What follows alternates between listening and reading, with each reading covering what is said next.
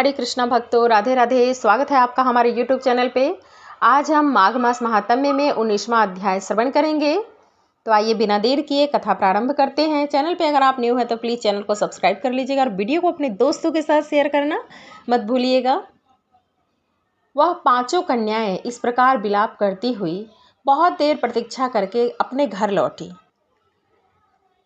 जब घर में आई तो माताओं ने कहा कि इतना विलंब तुमने क्यों कर दिया। तब कन्याओं ने कहा कि हम किन्नरियों के साथ क्रीड़ा करती हुई सरोवर पर थी और कहने लगी कि आज हम बहुत थक गई हैं और जाकर लेट गई। वशिष्ठ जी कहते हैं कि इस प्रकार हास्य को छुपाकर वह विरह की मारी पड़ गई। उन्होंने घर में आकर किसी प्रकार की क्रीड़ा नहीं की। वह रात्रि उनको एक युग के समान बीती। सूर्य नारायण के उदय होते ही वह अपने आप को जीवित मानती हुई माताओं की आज्ञा लेकर गौरी पूजन करने वह कन्याएं वहां पर जाने लगी। उसी समय ब्राह्मण भी स्नान करने के लिए सरोवर पर आया। उसके आने पर कन्याओं ने वाह वाह किया, जैसे कमलिनी प्रातः काल सूर्योदय को देखकर कहती हैं। उसको देखकर उनके नेत्र खुल गए और उस ब्रह्मचारी के पास चली गई। आपस में एक दूसरे का हाथ पकड़कर चारों तरफ से उसको घेर लिया और कहने लगी कि मूर्ख, उस दिन तू भाग गया था लेकिन आज नहीं भाग सकता। हम लोगों ने तुमको घेर लिया है। ऐसे वचन सुनकर बहुपास में बंधे हुए ब्राह्मण ने मुस्कुराकर कहा, तुमने जो कुछ कहा सो ठीक है, परंतु मैं तो अभी विद्याभ्यास और ब्रह्मचारी हूँ। गुरुकुल में मेरा विद्याभ्यास पूरा नहीं हुआ है। पंडित को चाहिए कि जिस आश्रम में रहे उसके धर्म का पालन करे। इस आश्रम में मैं विवाह करना धर्म नहीं समझता।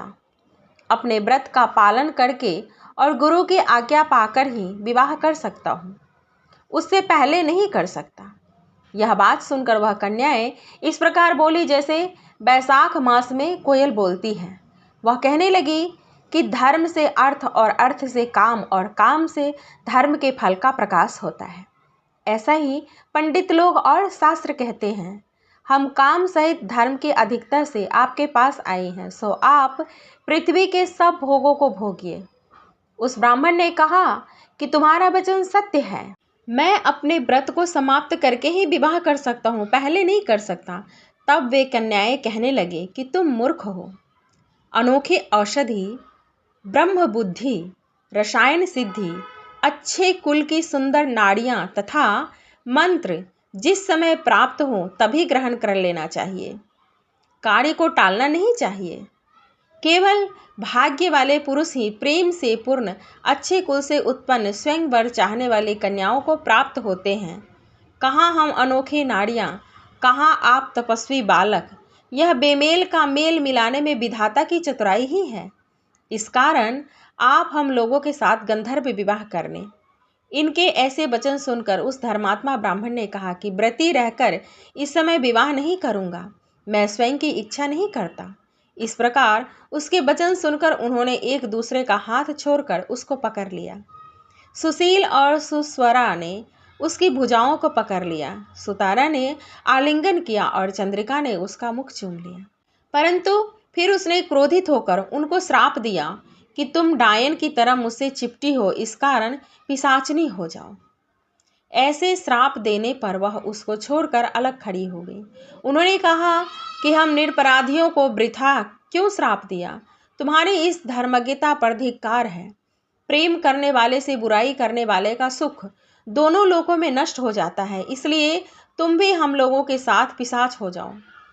तब वे आपस के क्रोध से उस सरोवर पर पिशाच पिशाचनी हो गए और बस पिशाच पिशाचनी कठिन शब्दों से चिल्लाते हुए अपने कर्मों को भोगने लगे।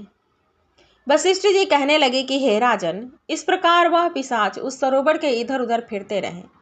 बहुत समय पश्चात मुनियों में श्रेष्ठ लोमस ऋषि पौष शुक्ला चतुर्दशी को उस अक्षोद सरोवर पर स्नान करने के लिए आए।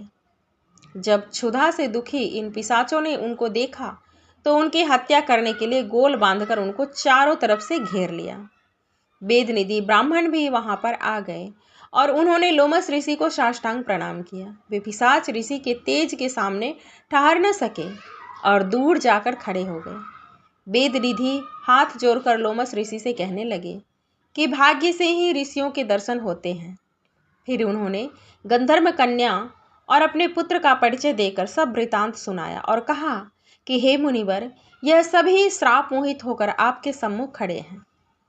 आज इन बालकों का निस्तार होगा, जैसे सूर्योदय से अंधेरा का नाश हो जाता है।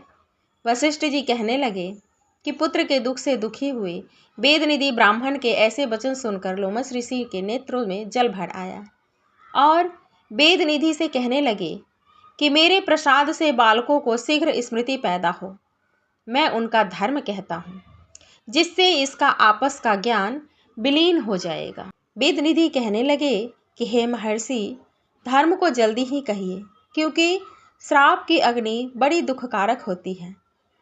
तब लोमस ऋषि कहने लगे कि यह सब मेरे साथ नियम पूर्वक माघ स्नान करें, अंत में यह श्राप से छूट जाएंगे।